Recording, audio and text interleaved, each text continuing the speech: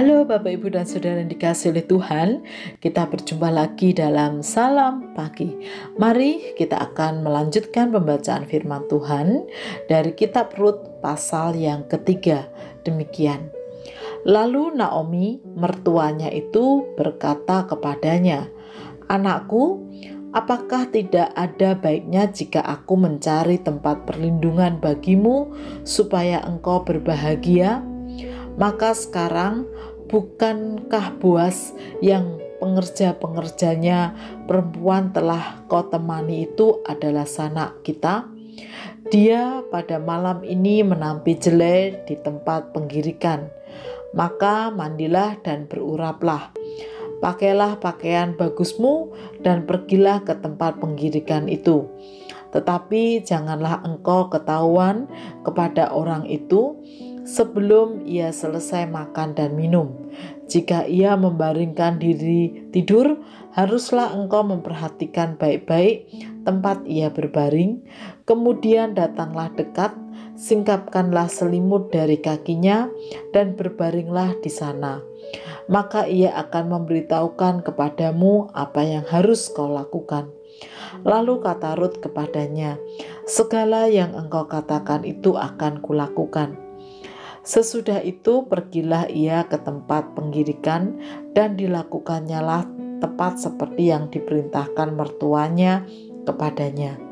Setelah Boas habis makan dan minum dan hatinya gembira, datanglah ia untuk membaringkan diri tidur pada ujung timbunan jelek itu.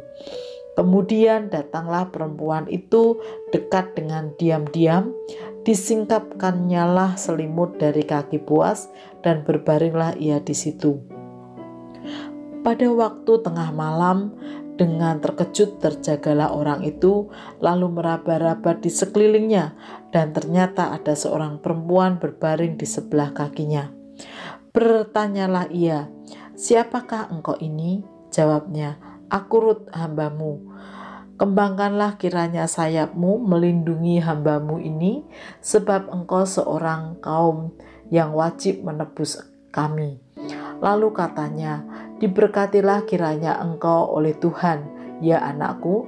Sekarang engkau menunjukkan kasih-Mu lebih nyata lagi daripada yang pertama kali itu, karena engkau tidak mengejar-ngejar orang-orang muda, baik yang miskin maupun yang kaya. Oleh sebab itu, anakku, janganlah takut. Segala yang kau katakan itu akan kulakukan kepadamu. Sebab setiap orang dalam kota kami tahu bahwa engkau seorang perempuan baik-baik. Maka sekarang memang aku seorang kaum yang wajib menebus.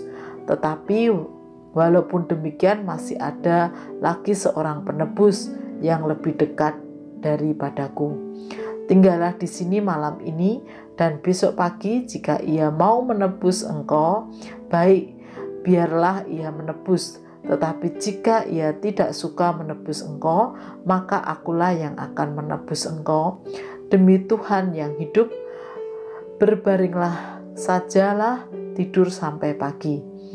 Jadi berbaringlah ia tidur di sebelah kakinya sampai pagi, lalu bangunlah ia sebelum orang dapat kenal mengenal, sebab kata Boas, "Janganlah diketahui orang bahwa seorang perempuan datang ke tempat penggirikan." Lagi katanya, "Berikanlah selendang yang engkau pakai itu dan tadahkanlah itu." Lalu ditadahnyalah selendang itu, kemudian ditakarnyalah 6 takar jelek ke dalam selendang itu. Sesudah itu pergilah Boas ke kota.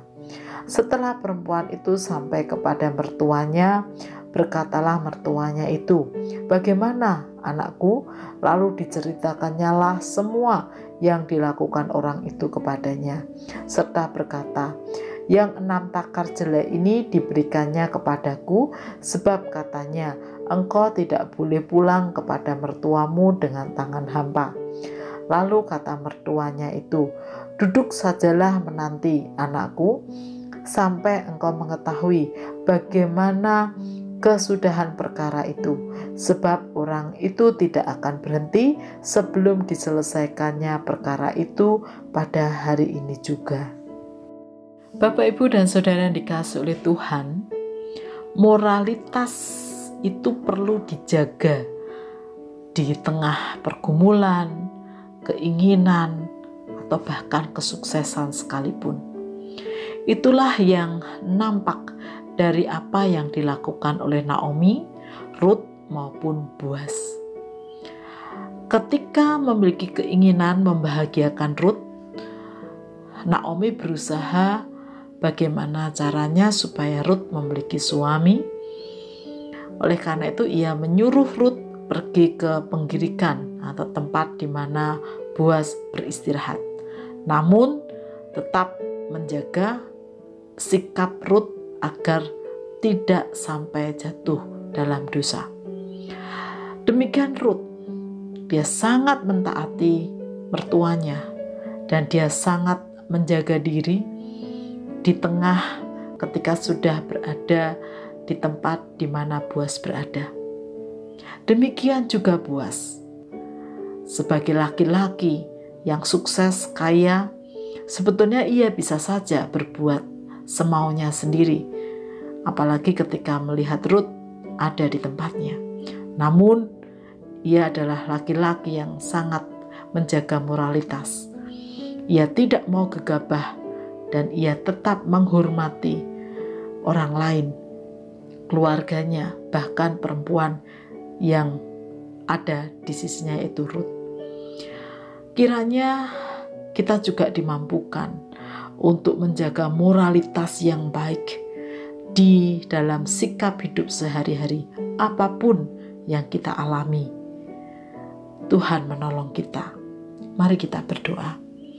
Tuhan Yesus, bantu kami untuk menjaga moralitas yang baik di tengah-tengah hidup di dunia ini. Di tengah banyaknya nilai-nilai moral yang tidak lagi dihidupi, biarlah kami boleh menjadi kesaksian yang baik dengan berlaku dengan benar, baik di tengah keluarga, di tengah pekerjaan, masyarakat, dan dimanapun kami berada. Di dalam nama Tuhan Yesus kami berdoa. Amin.